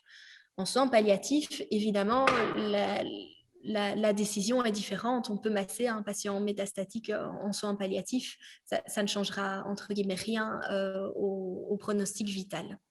Les fangos à utiliser pour soulager les douleurs musculaires et provoquer de la détente. Il faut tout de même faire attention aux troubles de la sensibilité qui peuvent être parfois présents chez nos patients, utiliser les méthodes de relaxation, d'hypnothérapie, de sophrologie pour que le patient puisse réutiliser aussi ces outils lors des accès d'anxiété plus importants. Et ensuite, réapprivoiser le corps et enfin, le positionnement et la prévention des escarres. Le traitement des cicatrices consiste en une hydratation. On va conseiller le patient d'hydrater sa cicatrice. Soin de plaie et conseiller différents pansements. Et au point de vue kiné, on a la pratique du drainage, le massage, l'utilisation de stylets pour aller travailler des cicatrices plus vicieuses, l'utilisation des kinésiotapes, des ventouses, de la LPG peut être réellement utile. Je vais passer un petit peu parce que le temps avance très très vite. Je reprends un petit peu la prise en charge de mes patientes atteintes de cancer du sein. Dans le traitement et le rôle du kiné, on va avoir ces 5 aspects-là mis en avant. La récupération et la mobilité du membre supérieur qui a été opéré, une prévention et un traitement du lymphœdème, je laisserai cette partie-là à mon collègue, la prise en charge des cicatrices et l'exercice médecine suivi de la guidance et du suivi de la reconstruction. Je ne vais pas tout développer car l'exercice médecine vous sera également développé cet après-midi. Je vais insister sur certaines choses. La prise en charge post-opératoire, que ce soit une ablation ou une tumorectomie, ici, j'ai créé une dia un peu plus vis-à-vis de l'ablation pour mettre en avant l'importance de ce deuil du sein qui est à faire par la patiente et de notre rôle. On touche une cicatrice, mais on réveille un aspect psychologique important quand même. Le premier toucher et l'info lors de la prise en charge des cicatrices est importante. En post-opératoire immédiat, on a principalement un rôle de conseil. On va conseiller la patiente sur ses mobilisations. Important de mobiliser directement pour montrer à la patiente que oui, on peut bouger le bras sous le seuil de la douleur. Tant qu'il y a les redonds, on reste dans un angle de 90 degrés. On ne va pas au-delà avec le bras qui a été opéré, mais on le bouge. On va favoriser la première semaine des exercices de détente au niveau des épaules, au niveau de la nuque et de la tête, car souvent, elles adoptent une position vicieuse, recroquevillée sur elles-mêmes, où le pectoral a un rôle important également. Et ensuite, on va proposer des exercices afin de les aider à récupérer l'entièreté de leur mobilité. La prévention et le traitement du lymphœdème, c'est important en post-opératoire immédiat de prévenir les patientes du risque du lymphœdème qu'elles ont. On ne va pas avoir le même discours avec une patiente qui a subi un curage axillaire qu'avec une patiente qui a subi la technique du ganglion sentinelle. Je laisse Monsieur Barbieux cet après-midi vous parler plus de cette partie-là. J'espère qu'il vous parlera également des cordons lymphatiques, qui pour moi fait partie également des traitements et des risques que peut avoir la patiente. Les comorbidités de l'épaule et du thorax sont importantes. On constate quand même que les patientes souffrent encore de symptômes 6 ans après la chirurgie. Les patientes sont souvent étonnées de souffrir encore aussi longtemps de problèmes de mobilité, de non-aisance dans les mouvements. Et donc ça, c'est rassurer la patiente en disant c'est normal, vous n'êtes pas toute seule à avoir ça et on va travailler pour que ce soit le plus confortable possible et que ça affecte le moins possible la fonctionnalité de votre membre supérieur. Ensuite, les adhérences et douleurs cicatricielles, j'ai repris un petit peu dans la prise en charge des cicatrices juste avant ce que l'on pouvait avoir comme rôle. Pour moi, ce qui est important, c'est d'avoir un bilan initial et final complet. On va analyser l'amplitude de l'épaule en post-opératoire, on va prendre des mesures de lymphœdème, on va également analyser la cicatrice pour pouvoir tenir à l'œil l'évolution. L'utilisation des photos est vraiment importante. Je vais passer un petit peu cette partie-là parce qu'on me fait signe qu'il reste 5 minutes. Merci de la correction. Les dias qui suivent, en fait, parlent vraiment de l'impact sur la féminité, sur le schéma corporel que le cancer du sein induit chez nos patientes. C'est vraiment quelque chose à prendre en compte durant vos consultations, à discuter avec la patiente et à orienter la patiente vers des choses qui existent. Il faut vous entourer de bandagistes adéquats, de coiffeurs et perruques adéquates, etc. pour avoir une bonne collaboration et une bonne prise en charge de la patiente dans le respect de sa féminité.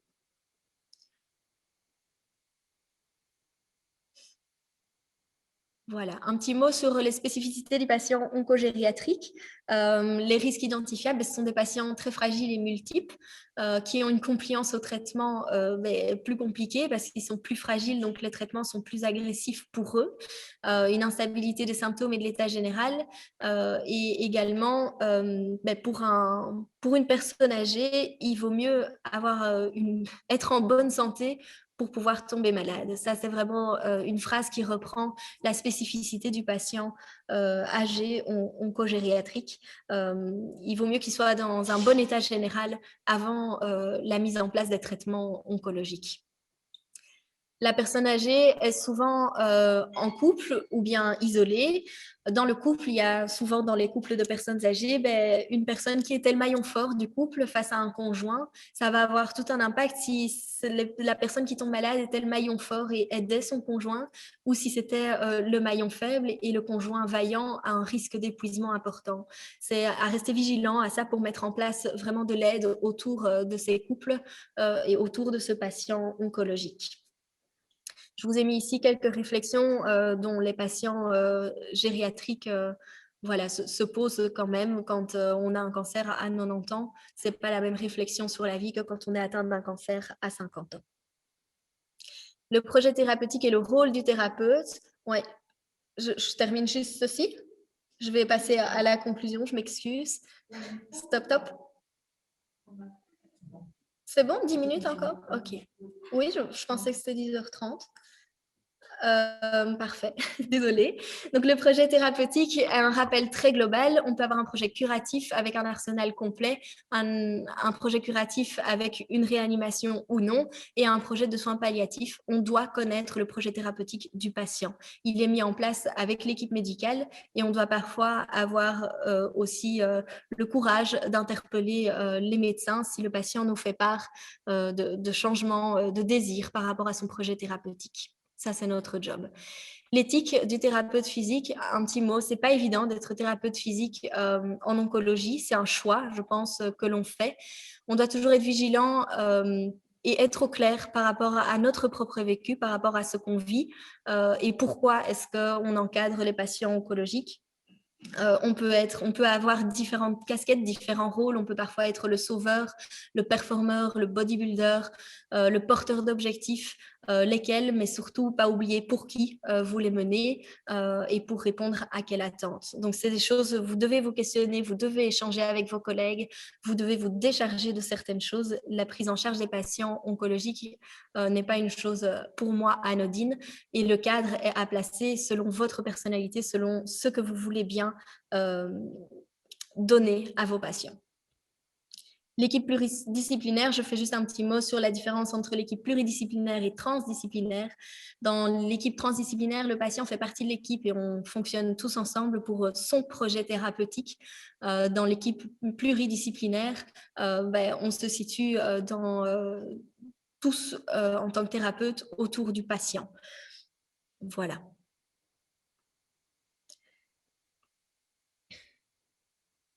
Je termine par ma conclusion. Pour moi, le rôle du kiné agit tout au long du patient. Dès l'annonce de son diagnostic, tout au long de ses traitements, on va avoir un rôle et une prise en charge différente qu'on devra adapter en fonction des traitements. Et on a également un rôle par rapport à la reconstruction. Alors, la reconstruction, ça vous fait penser au cancer du sein. Une dame qui a subi une ablation va avoir un choix de reconstruction. Mais de manière globale, chez le patient oncologique, après un cancer, de manière générale, on doit se reconstruire tant psychologiquement que corporellement parlant. L'image corporelle est vraiment affectée chez nos patients et il y a une reconstruction des valeurs de la vie qui doit se faire et de l'acceptation de ce nouveau corps qui a subi une maladie importante. C'est un travail de cordée. Il faut beaucoup d'échanges avec son patient en premier, mais avec les autres thérapeutes. Et il faut stimuler tout ça. Il faut aller chercher, il faut contacter l'oncologue, il faut contacter votre collègue, il faut contacter la nutritionniste et tous les gens qui peuvent, en tout cas, apporter de l'aide aux patients. Je vous remercie de votre attention et on peut maintenant faire les questions-réponses. Alors, Christ. Ah oui, ben voilà. Ah, Réponse, voilà. je ne dois même pas les lire. Oui, non, je les ai sur mon téléphone. Alors, comme ça? Ok. Donc, il y a un monsieur qui demande si les chiffres augmentent à propos du nombre de cas de cancer, n'est-ce pas à cause ou grâce à l'augmentation et à l'efficacité des dépistages? Et il te remercie pour la présentation. Merci beaucoup. Mais donc, pour répondre à ce monsieur, oui, je suis entièrement d'accord avec vous personnellement, et les chiffres, je pense, le montrent en termes de prévention aussi. On parle de plus en plus du cancer. Le cancer du sein est fort mis en avant dans les médias aujourd'hui, mais tout cancer également. Et donc, je pense qu'on est plus vigilant. Néanmoins, on les diagnostique plus tôt, on les soigne mieux, mais il y a une augmentation quand même du nombre de ce cancer qui, voilà, au niveau de la mortalité, elle est diminuée et heureusement, le cancer se soigne de mieux en mieux. Donc oui, c'est une remarque très juste.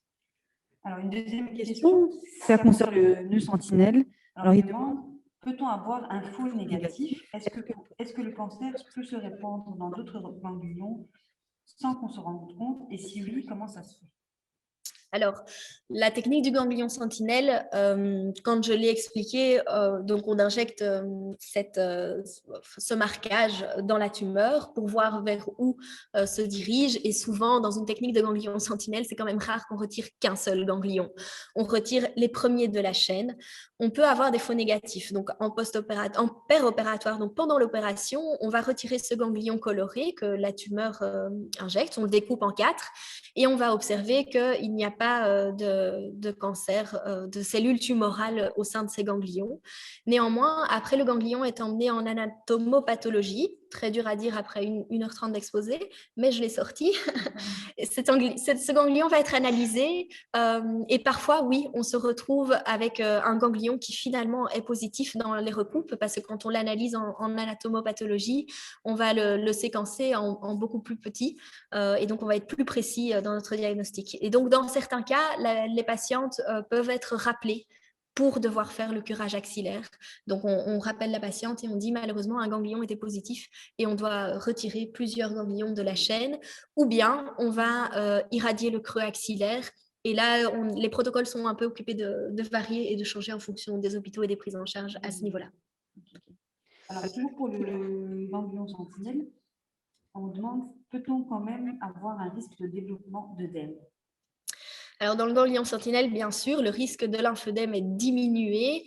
Il n'est pas écarté. Néanmoins, ça reste vraiment rare d'avoir un lymphœdème dans le cas de ganglion sentinelle, mais ça ne reste pas rare d'avoir des patientes qui ont des symptômes de lymphœdème, mais sans développer le bras qui gonfle. Donc, elles vont vous rapporter, mon bras est lourd, mon bras est fatigué, le drainage que vous me faites et le multicouche et le traitement que vous me faites me soulagent.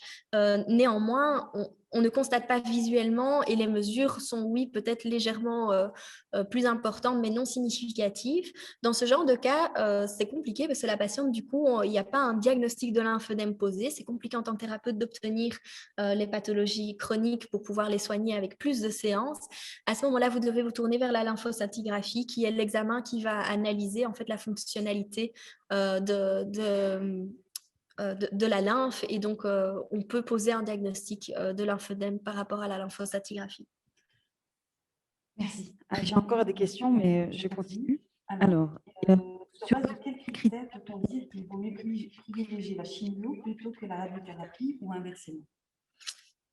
Alors là, c'est dans le cancer, je vais prendre l'exemple du cancer du sein, mais parce que dans tout cancer, ça va être différent.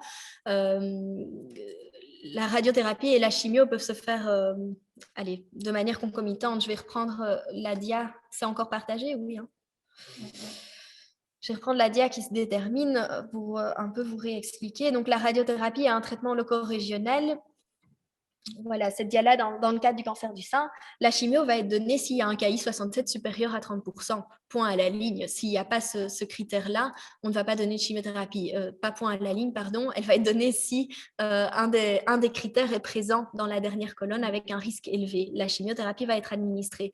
La radiothérapie va être administrée en cas de tumorectomie ou si on a fait une mastectomie, mais que le cancer avait un risque élevé et que, comment dire, que oui, le cancer avait atteint la glande mammaire de manière assez conséquente et donc pouvait être en chemin vers le cutané, etc. Alors, on va administrer des rayons aussi lors de la mastectomie. Mais lors d'une tumorectomie, vous avez d'office des rayons. Maintenant, si la patiente a subi une tumorectomie et avait une tumeur de 5 cm, vous allez avoir de la chimio et puis des rayons. Vous pouvez avoir les deux. Oui, bien souvent, c'est les deux. Alors, lors de la radiodermite, doit-on laisser la peau au repos avant de pouvoir faire quoi que ce soit, par exemple l'application d'une crème? Non, l'application de la crème va soigner la radiodermite. Donc, les patientes en radiothérapie, de manière préventive, on va leur dire de bien hydrater leur peau, mais de ne pas le faire juste avant d'aller à leur rayon. Donc moi, je dis toujours à mes patientes, prenez un pot de crème dans votre sac et quand vous vous rhabillez dans la cabine, vous mettez une couche de crème comme votre couche de Nutella sur la tartine le matin pour que la peau soit bien hydratée et repousser la radiodermite.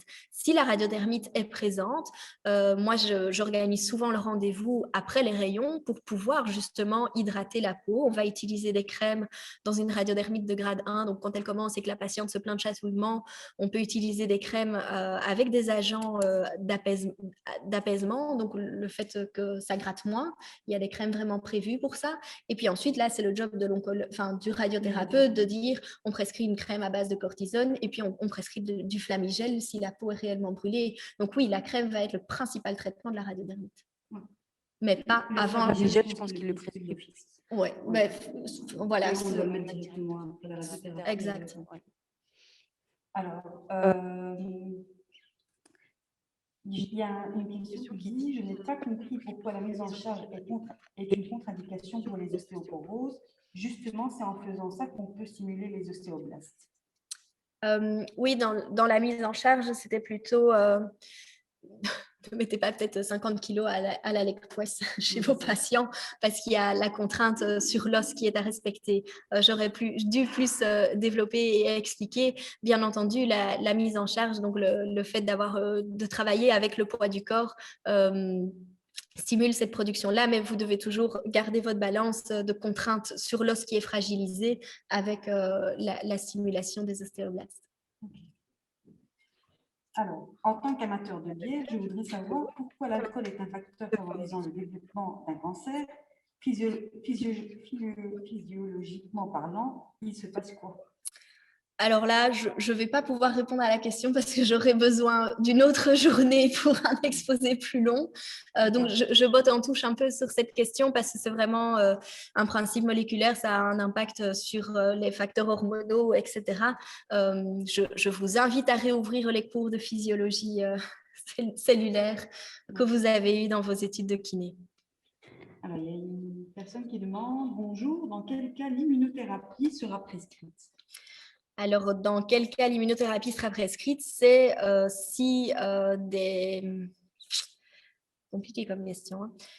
Donc, l'immunothérapie sera prescrite si sur les cellules cancéreuses analysées lors de l'opération ou lors de la biopsie présentent des facteurs de prolifération répondant aux traitements ciblés. Donc, les traitements ciblés, c'est vraiment quelque chose qui existe quand même depuis un certain temps, mais qui est en perpétuelle étude et donc c'est quelque chose qui se développe au fur et à mesure. On analyse de plus en plus les cellules tumorales et l'impact de la présence de certaines protéines qui vont favoriser la multiplication cellulaire des cellules cancéreuses et qu'est-ce qu'on peut du coup donner comme traitement ciblé pour agir sur ces protéines-là. Il y en a une multitude dans le traitement du cancer oncorectal, du cancer du sein, pulmonaire, etc. C'est toutes des protéines différentes sur lesquelles agissent les traitements ciblés. Donc, on va donner un traitement ciblé si la cellule exprime ces protéines-là qui favorisent la multiplication cellulaire. Une dernière question. Bonjour, pourquoi limiter l'amplitude à 90 degrés après une chirurgie du sein jusque J7? Conseillez-vous seulement cela pour les ablations ou aussi pour les chirurgies conservatrices? Merci beaucoup. Alors, la limitation de l'amplitude en post-opératoire à 90 degrés, elle est souvent en fait en lien avec la présence du redon. et les redons sont enlevés de plus en plus tôt, c'est les patients partent de plus en plus tôt de l'hôpital, mais le redon en fait va être, vous allez irriter avec le mouvement élevé, vous allez irriter les tissus en les mobilisant qui sont présents autour du redon. Donc c'est souvent, surtout lié à ça, vous faites aucune bêtise, si la patiente sait se gratter la tête après l'opération, il va rien se passer. La reprise de la mobilité va être guidée par la douleur de la patiente. Et souvent, on lui dit, voilà, tant que le redon est présent, ne levez pas les bras plus haut que l'épaule parce que le redon risque de vous irriter. Oui. Encore une question. Comment convaincre les patients de faire de l'exercice physique lorsqu'ils sont en traitement et qu'ils se plaignent de fatigue intense? Alors, c'est un challenge. Connaître les chiffres et le fonctionnement physiologique des choses peut être une bonne manière d'expliquer à vos patients pourquoi est-ce que l'activité physique va, entre guillemets, aider leur fatigue. Ensuite, c'est compliqué de ne pas avoir le discours face à un patient qui est déjà démuni par tous ces effets secondaires, de dire non mais vous devriez faire ça, vous devriez faire ça et vous devriez aussi faire ça. Il va se sentir acculé et non motivé à, et donc parfois partir de, c'est déjà une bonne chose, et de dire est-ce que vous estimez actif physiquement? Alors une personne va vous dire ah non, moi je suis pas sportif, et je dis non, je vous parle pas de sport, je vous parle de faire vos courses, de faire votre jardinage, de monter les escaliers et de plier votre linge et de faire votre ménage. Tout ça aussi fait partie d'une activité physique. Maintenant, ces types d'activités physiques-là ne vont pas avoir le côté psychologique positif qu'on a quand on va faire une séance de yoga ou une séance de sport ou une balade pour nous. Le mieux est de partir de là d'où vient le patient. Donc dire, ok, ben vous faites le tour du quartier, et ben super, on va faire le tour du quartier, mais je vous propose pendant 30 secondes, marcher un petit peu plus vite, un petit peu plus intensément, de manière à acquérir l'essoufflement pour après, pendant 1 minute, marcher et récupérer. Et faites le tour du quartier comme ça, cette fois-ci, et constatez ce qui se passe. Donc voilà, c'est un peu donner des conseils comme ça. Maintenant, je suis sûre que cet après-midi, l'exposé sur l'activité physique adaptée répondra aussi à la question. N'hésitez pas à la reposer. Donc, il faut vraiment s'adapter en fonction des patients.